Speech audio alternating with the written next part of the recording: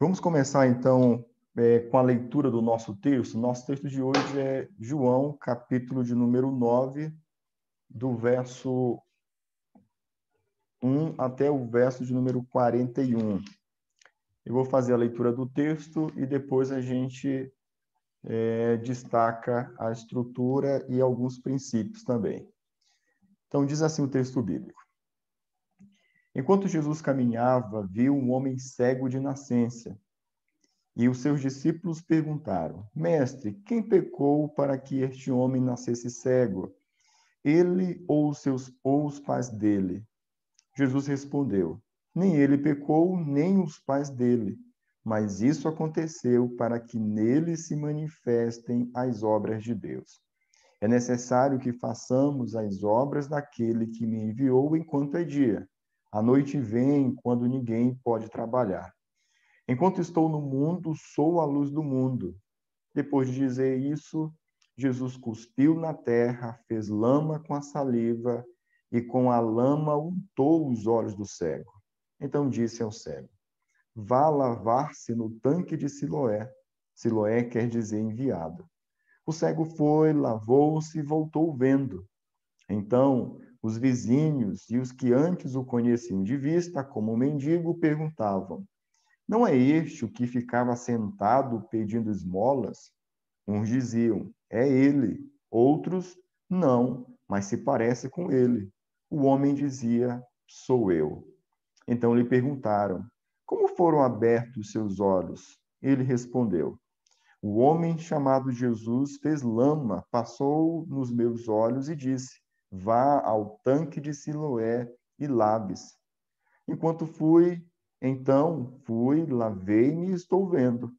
Eles perguntaram: Onde está ele? Respondeu: Não sei. Levaram aos fariseus aquele que antes era cego, e era sábado o dia em que Jesus fez a lama e lhe abriu os olhos. Então os fariseus lhe perguntaram outra vez como podia ver. Ele respondeu: Ele pôs lama sobre os meus olhos, lavei-me e estou vendo. Por isso, alguns dos fariseus diziam: Esse homem não é de Deus, porque não guarda o sábado.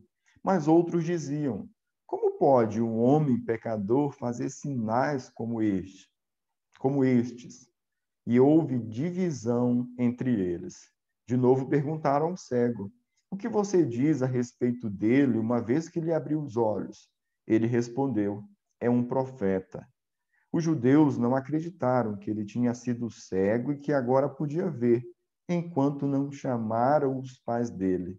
E lhes perguntaram: é este o filho de vocês que vocês dizem que nasceu cego? Como é que agora ele está vendo?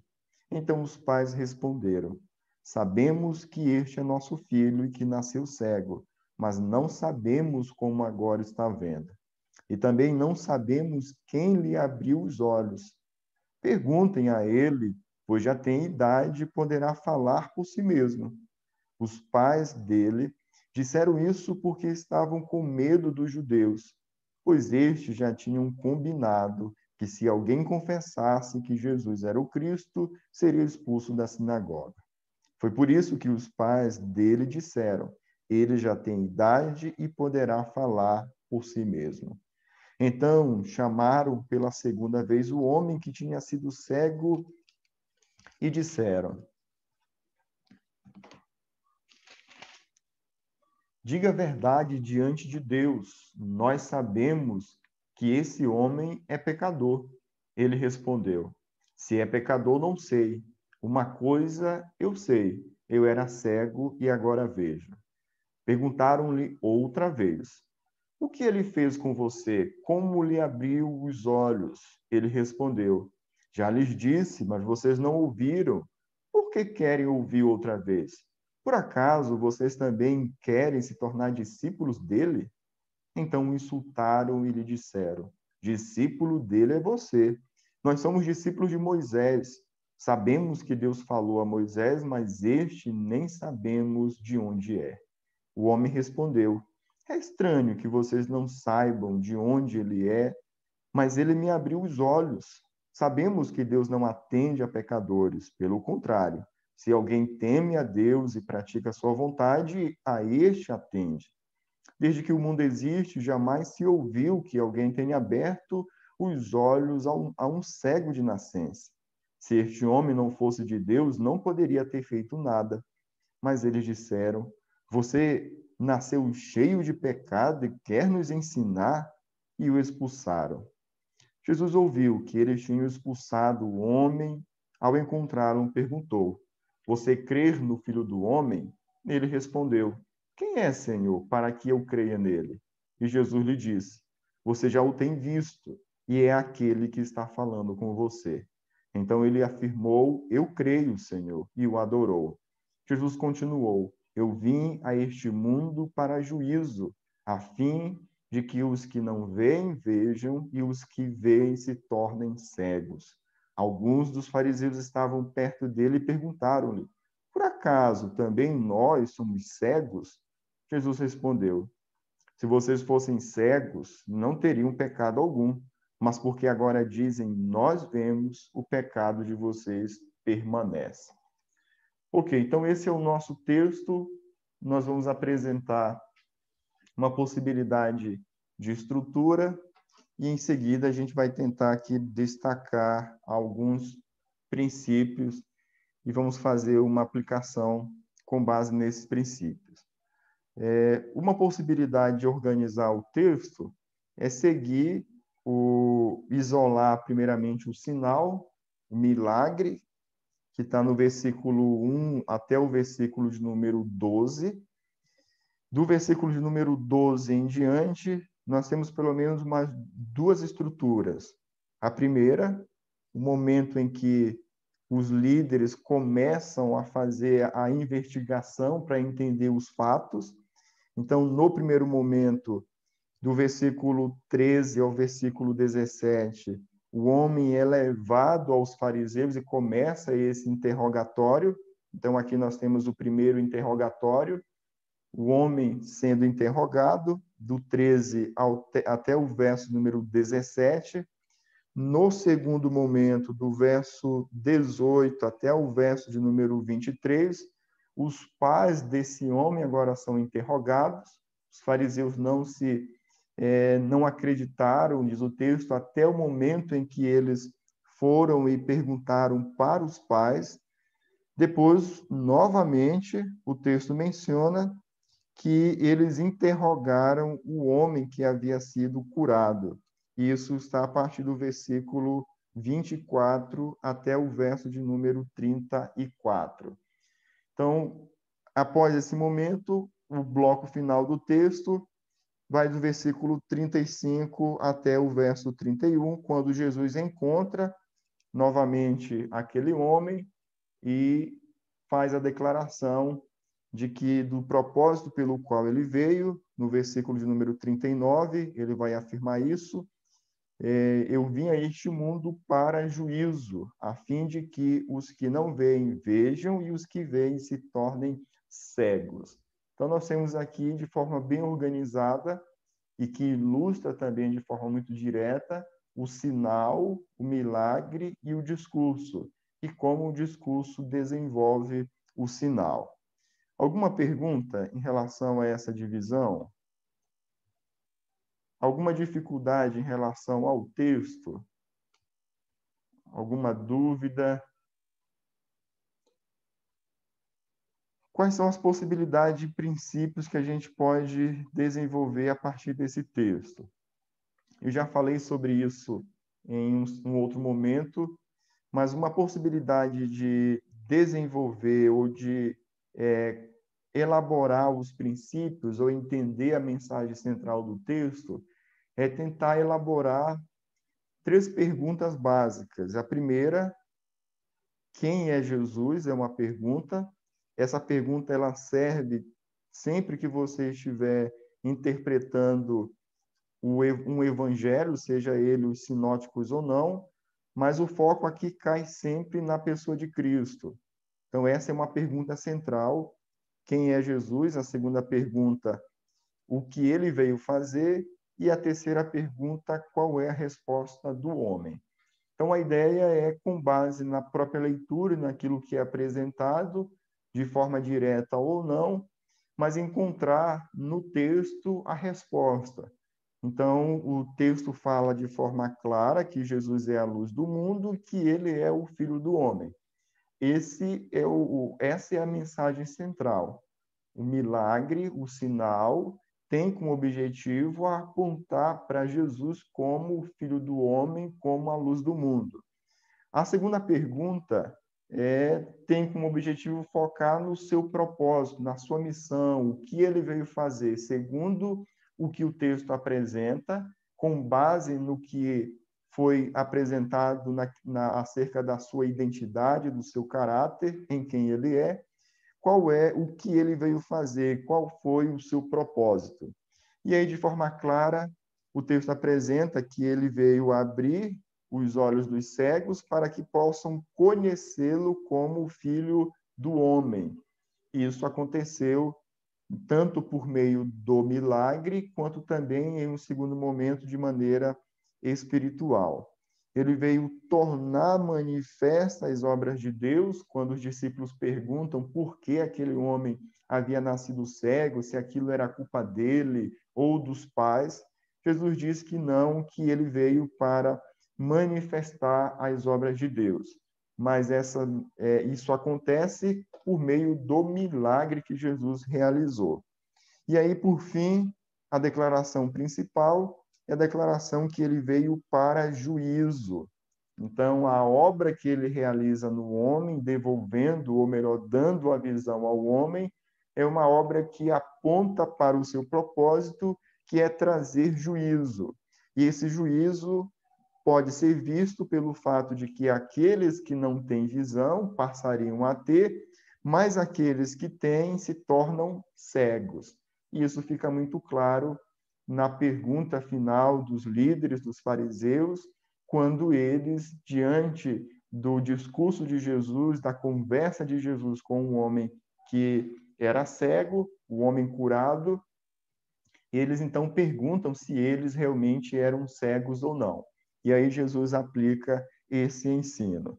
Uma terceira pergunta é a pergunta: qual é a resposta do homem? E essa pergunta aqui, basicamente, a ideia dela é trazer as várias respostas que o texto apresenta diante da pessoa de Cristo, diante do conhecimento da pessoa de Cristo. Então, geralmente, nós vamos ter dos grupos de respostas. A primeira, respostas positivas, e a segunda, negativas. E aí, tentando identificar de que forma os personagens responderam, nós poderemos, então, em um segundo momento, pensar em como nós devemos responder ou como o texto espera que o ouvinte responda diante do entendimento de quem é Jesus e do entendimento do que ele veio fazer. E aí nós temos aqui algumas respostas. A primeira resposta é dos judeus, a segunda é do homem cego, que era cego, e a resposta dos pais desse homem. Então, primeiramente, voltando aqui para os judeus, isso fica muito claro ao longo do texto, eles se recusam a aceitar Jesus como o Cristo. Apesar das evidências, eles chegaram a essa conclusão. O próprio homem cego, apesar de não ter uma formação teológica, ele traz isso como uma evidência de que Jesus não era um pecador, mas era um enviado de Deus, porque ao longo da história do Antigo Testamento algo parecido não havia acontecido. Mas eles são incapazes de entender o sinal por falta de fé. Então, a reação deles, a resposta de dureza, de perseguição, de tentar buscar informação, nada mais é do que uma dificuldade por causa da dureza do coração diante do acontecimento. Eles zelam pela observância da lei, mas não entendem o princípio da lei. Isso fica também evidente. Eles estão preocupados com o sábado, mas não entendem qual o princípio que é abordado pela própria lei do sábado. Há uma preocupação para com a lei, e eles então incriminam Jesus por isso, mas não entendem como a lei se relaciona com a necessidade daquele que precisa realmente de uma intervenção divina, independentemente que seja um dia de sábado ou não. Eles buscam a verdade, mas quando se deparam com a verdade, eles rejeitam a verdade. Então, no primeiro momento, isso é introduzido ainda com uma percepção ou desejo de conhecer a verdade, mas depois de um tempo, o próprio homem que foi curado vai percebendo que não era falta de conhecimento, não era falta de entendimento da verdade. Eles, diante das evidências, diante da verdade, a reação final deles é de rejeição. Nós temos a resposta do homem que fora curado, que apresenta um contraste direto com a resposta dos judeus. Eles põem os fatos com fidelidade, essa é uma característica dele, ele trata os fatos consegue resumir perfeitamente, mas sempre trazendo a mesma versão. O seu testemunho não foi influenciado pela oposição, mesmo diante da oposição, ele mantém. Isso, por exemplo, não aconteceu com os pais. O testemunho dos pais foi um testemunho imparcial, porque porque eles foram influenciados realmente pela oposição. O entendimento que esse homem tinha também não foi influenciado pelos líderes, eles tinham um entendimento diferente, mas esse homem manteve a sua compreensão, o seu entendimento do início ao fim. Há uma crescente compreensão, ele começa declarando e dizendo que Jesus é um profeta, depois ele vai avançando, fazendo algumas declarações teológicas verdadeiras com base no ocorrido, até a medida em que ele reconhece realmente Jesus como o Filho do Homem. Então, ele reconhece Jesus como o Filho do Homem e o adora, aqui em uma postura, adorar, com uma postura de comprometimento, de obediência, de seguir, de submissão ao próprio Filho do Homem.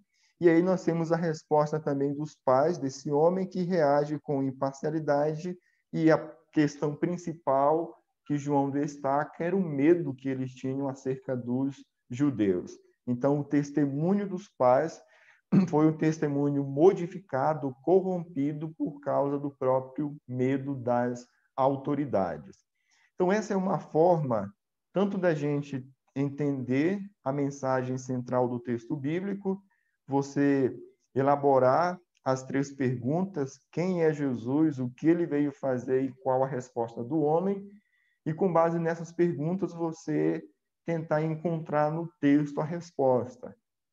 Isso vai conduzir você a, primeiramente, focar naquilo que é essencial dentro do texto bíblico, que é basicamente a compreensão de quem é Jesus Cristo. Isso é essencial. É essencial também no texto o que ele veio fazer, e, em um terceiro momento, como uma conclusão do entendimento de quem ele é e do que ele veio fazer, nós vamos então chegar à compreensão de qual foi a resposta do homem. Isso vai tirar o foco do personagem, vai tirar o foco daquilo que é secundário e vai trazer o nosso foco na leitura para aquilo que é primário. Essas perguntas nos ajudam também a conduzir um estudo indutivo diante dos evangelhos. Por exemplo, se você está ensinando em um grupo familiar, em estudo na escola bíblica dominical, ou um grupo pequeno, ou você está discipulando alguém por meio da leitura dos evangelhos, essas perguntas ajudam com que você consiga ter um roteiro, proporciona um roteiro, e, ao mesmo tempo, permite com que a outra parte que está participando desse processo todo consiga interagir, consiga refletir, responder, e assim você consegue fazer um estudo indutivo, mas também que seja algo participativo. Perguntas, dúvidas?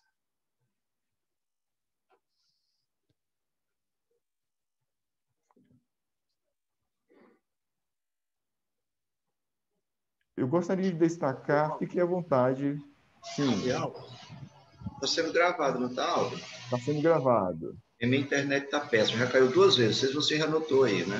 Tá bom, então, mas depois você pode rever, vai tá Ah, sendo gravado, tá, sim. obrigado. Rodrigo,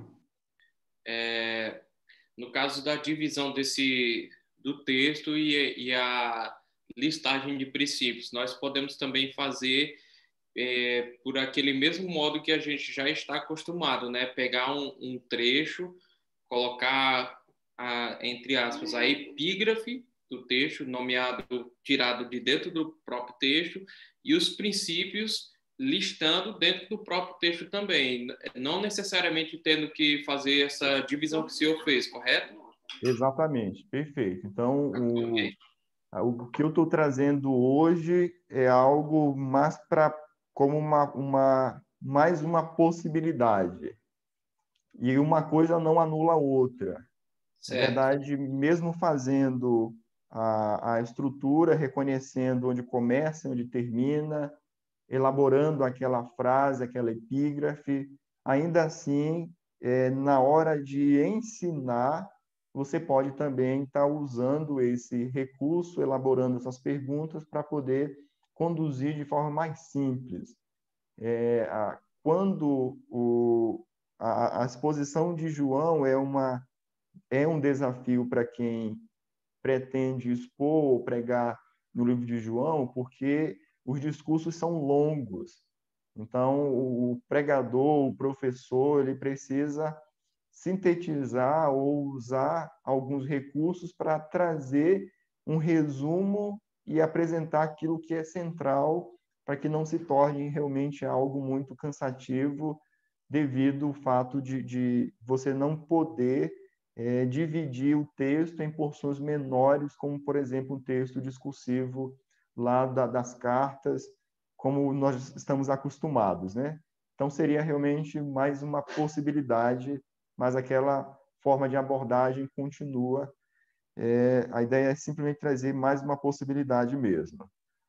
Mais alguém? Perguntas, dúvidas? Eu queria focar, vocês podem, caso queiram participar, fiquem à vontade. Eu queria pensar com vocês no versículo de número 39. No verso de número 39, na verdade, a partir do versículo 37, a partir do versículo de número 35 até o versículo de número 41, é o momento quando Jesus apresenta de forma clara qual foi o objetivo da sua vinda. Então, todo o sinal que é apresentado, ele converge aqui para essa declaração no versículo de número 39, quando ele diz que ele veio para juízo. Isso aqui precisa ser entendido dentro de um certo equilíbrio dentro do Evangelho de João, quando, por exemplo, no capítulo 3, ele vai falar sobre isso, que ele não veio para julgar, não veio para condenar, mas dentro do contexto aqui do livro, ele apresenta essa declaração.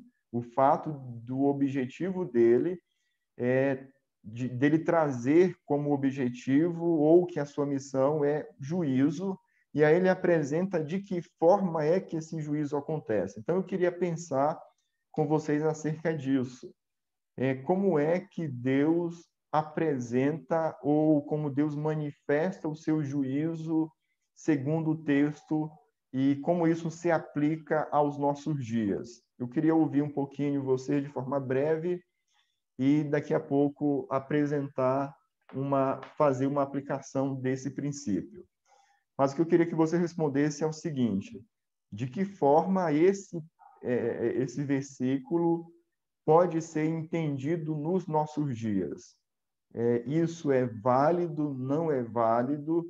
Se é válido, de que forma esse princípio apresentado no verso 39 é visto nos nossos dias? De que forma isso acontece nos nossos dias?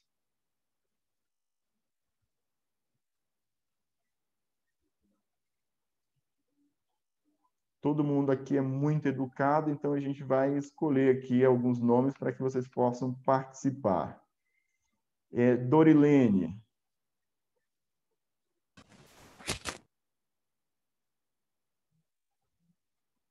Como esse juízo é visto, pelo texto, né? Não sei se está certo, mas na questão da doença lá, né? Que ele falou que ele estava doente porque era pecador do cego. E eu entendo que hoje nós acabamos também associando isso e julgamos de maneira errada em várias outras atitudes. E aí a gente vê que o juízo do Senhor é um juízo que aqueles que são incrédulos, aqueles que não acreditam nele, serão condenados, e os que creem serão salvos. Não sei se é nesse sentido. Certo. Quem mais gostaria de responder a pergunta? Como é que se aplica o verso de número 34 nos nossos dias? Como que isso pode ser visto nos nossos dias?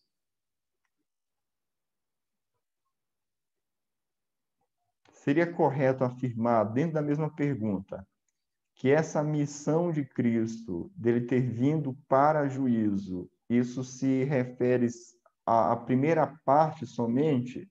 Ou seja, somente ao momento em que ele veio, passou o tempo do seu ministério, morreu e voltou para o Pai? Ou seja, agora já não é válido mais esse princípio?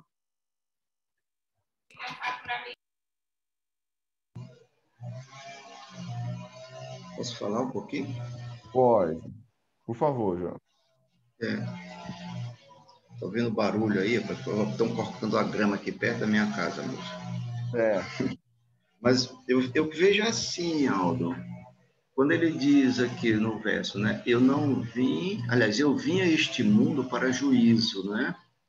É a fim de que os que não veem, vejam os que... Não seria uma questão de consciência, não, o Aldo? Porque, veja bem, aquelas eu não acredito, mas eu estou aqui. Né? Ou seja, Jesus não dizendo que ele veio como juiz ou para julgar, mas a questão da incredulidade, aquela dureza do coração, ela não é possível, né? Eu estou bem aqui, vocês não estão reconhecendo, não é isso que eu sou o filho do homem, que eu sou o Jesus, né? Então, acho que eles mesmos caem nessa questão do ser julgado, né? Porque como o cego disse assim, olha, eu não sei quem é ele não, agora uma coisa eu te digo, eu era cego, agora eu estou vendo. E no final, no texto, a gente vê que ele crê, não é isso? E os fariseus, infelizmente, ainda não caíram nisso, por isso que Jesus Cristo diz, a fim de que os que não veem, vejam, e os que veem, fariseus, não é isso? Se tornem cegos. Eu vejo assim como sendo uma questão de consciência do próprio elemento. Ok, certo. Mais alguém? Como é que Deus aplica o seu juízo nos nossos dias? Como é que Deus julga nos nossos dias o pecador? Com base nesse princípio do verso 39.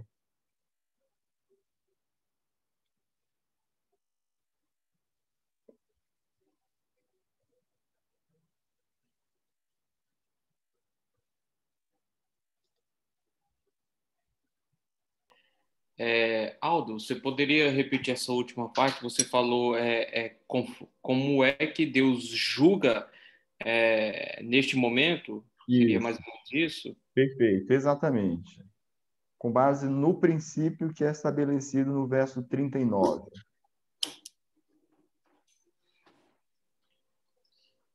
Bom, vou dar minha parcela de contribuição. O julgamento de Deus seria cegando aqueles aos quais não foram, de certa forma, eleitos, mas se intitulam como detentores da lei de Deus e dando vista para aqueles menores que não têm acesso à lei de Deus, mas pela graça é concedido, favor imerecido, concedido a fé. Seria também, professor, é interessante pensar esse juízo como Deus deixando esses homens em sua própria cegueira. Certo. Ok. Perfeito. Mais alguém? Então, esse é o caminho. Vocês já falaram, acho que vocês estão seguindo aí o caminho que eu gostaria também de enfatizar. Então, o princípio básico que o texto apresenta é que Deus julga e condena a cegueira espiritual com a própria cegueira. Esse é o trocadilho que o texto vai apresentar. De onde é que vem esse princípio que é aplicado por Jesus lá no texto de João? Isso vem do Antigo Testamento e é visto de forma muito clara no texto de Isaías. Então, o texto de Isaías é um texto que, infelizmente, o capítulo 6 é pregado com muita frequência fora do seu contexto. Geralmente é pregado para reforçar a questão do envio, em questão principalmente em datas comemorativas, referentes ao mês de missões. Então, a gente foca somente na primeira parte, quando Isaías se aproxima de Deus, quando ele contempla a sua santidade, quando ele se coloca à disposição e quando ele é enviado. Mas a parte principal do texto de Isaías está nesse momento, a partir do versículo de número 9, quando ele envia e apresenta o propósito do envio do profeta. E aí o texto vai dizer: então disse ele, vai e dize a este povo,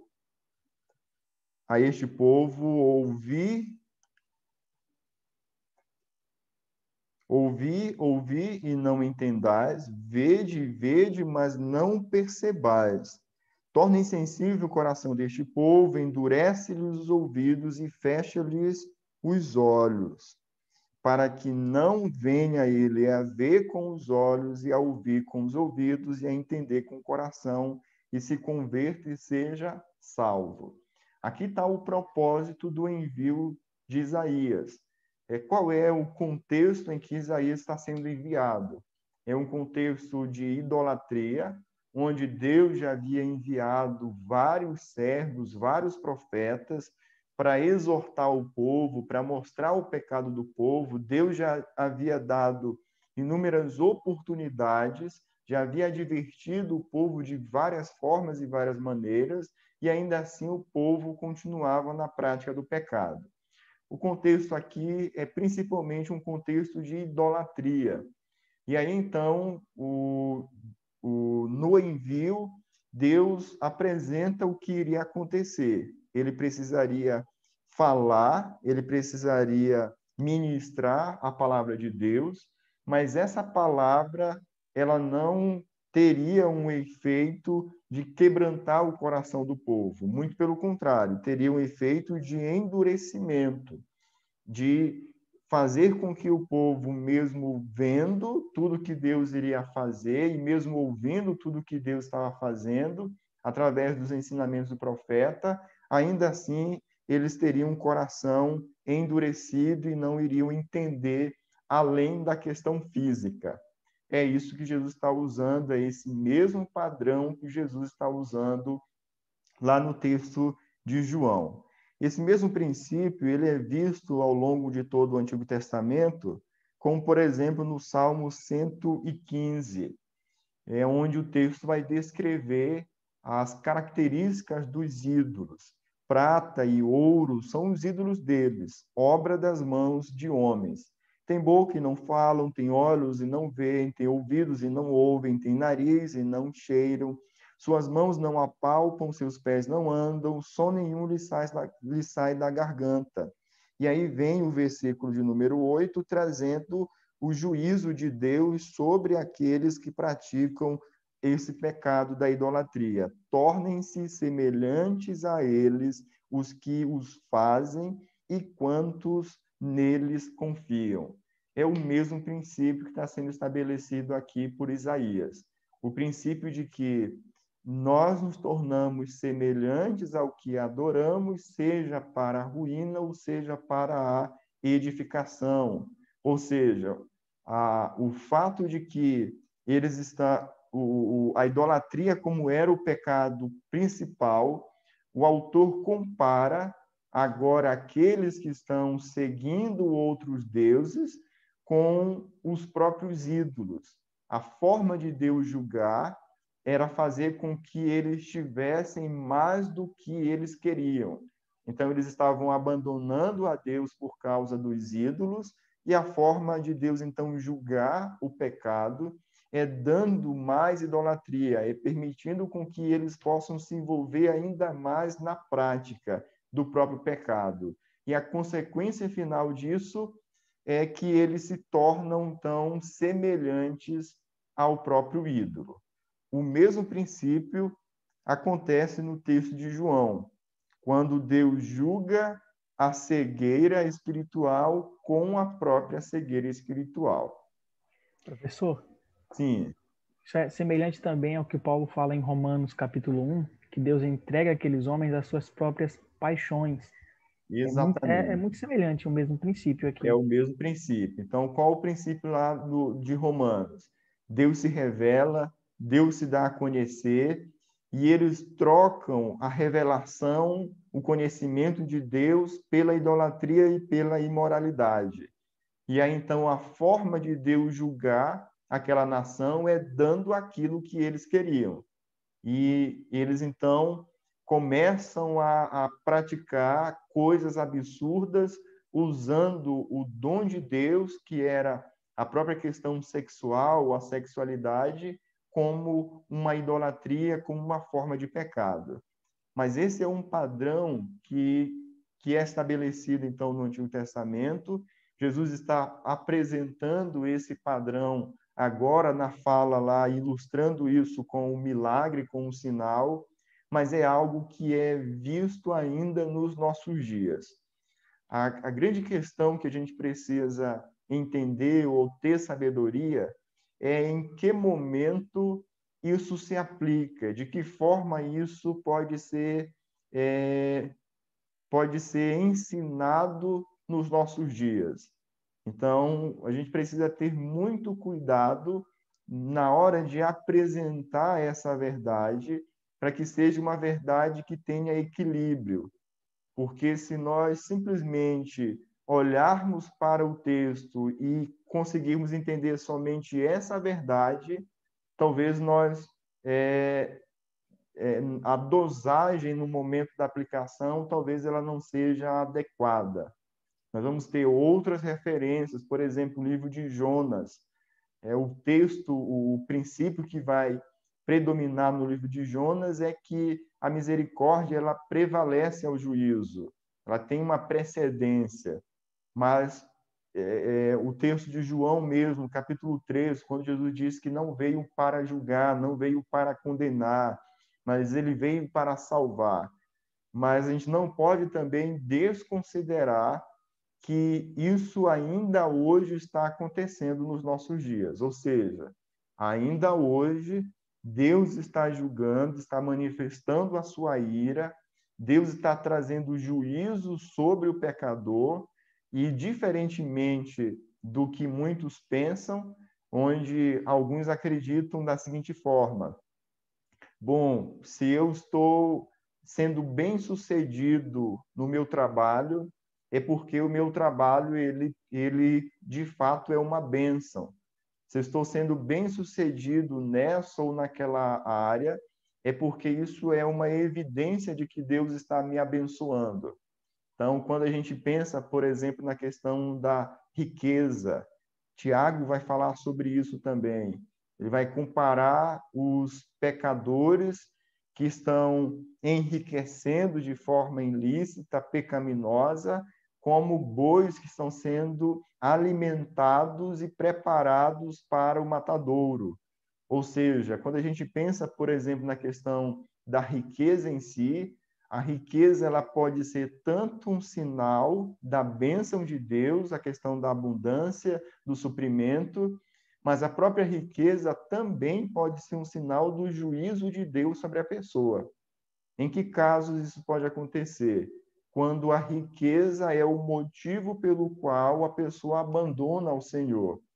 E aí Deus pode julgar essa pessoa dando aquilo que ela julga ser mais importante do que o próprio Criador, ou seja, dando ainda mais riqueza à pessoa para que o seu coração se endureça ainda mais e ela seja, então, condenada.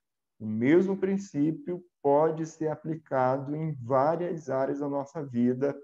A única preocupação que devemos ter é o momento certo para aplicar isso, a pessoa certa também, para que essa declaração ela não seja uma declaração aplicada fora do seu devido contexto e fora do seu devido momento. Perguntas, dúvidas? Participações?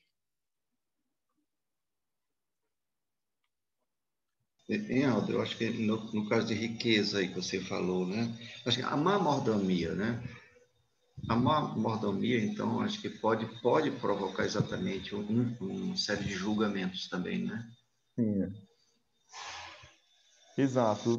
Nesse caso aqui, a ideia não é só na questão da administração, mas é quando a riqueza ela passa a ter um valor maior do que o próprio Deus que concedeu a riqueza. Ou seja, a Idolatria pessoa se mesmo. afasta de Deus para ter mais riqueza.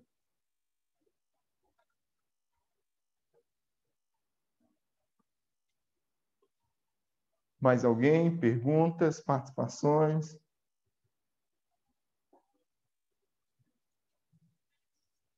Ok, então o nosso objetivo para hoje era esse, apresentar de forma breve uma possibilidade de análise do texto bíblico.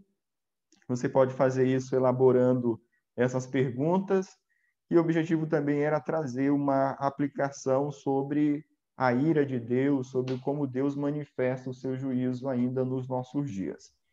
Nós já estamos chegando ao final do nosso módulo.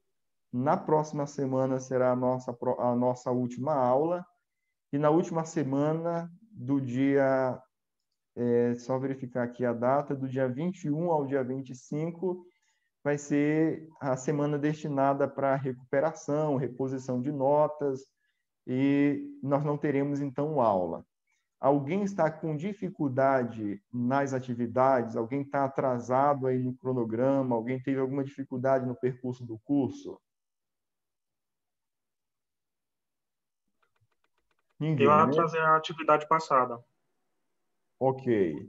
A quem tiver com atividade atrasado, você pode entrar em contato no meu pessoal dizendo qual atividade, o que aconteceu, para que a gente possa avaliar a sua situação e aí tentar auxiliar você no que você vai precisar fazer para repor essa nota.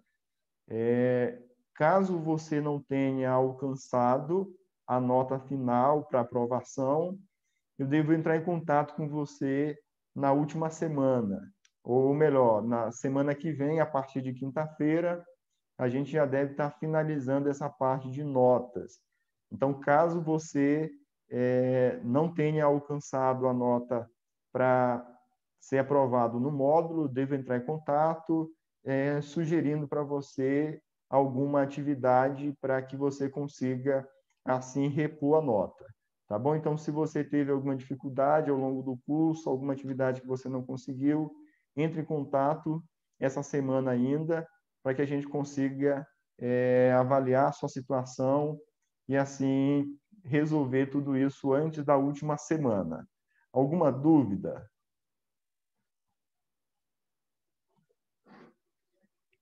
Que Deus abençoe a todos, uma boa semana. A gente, então, se encontra na próxima quinta, na nossa última aula.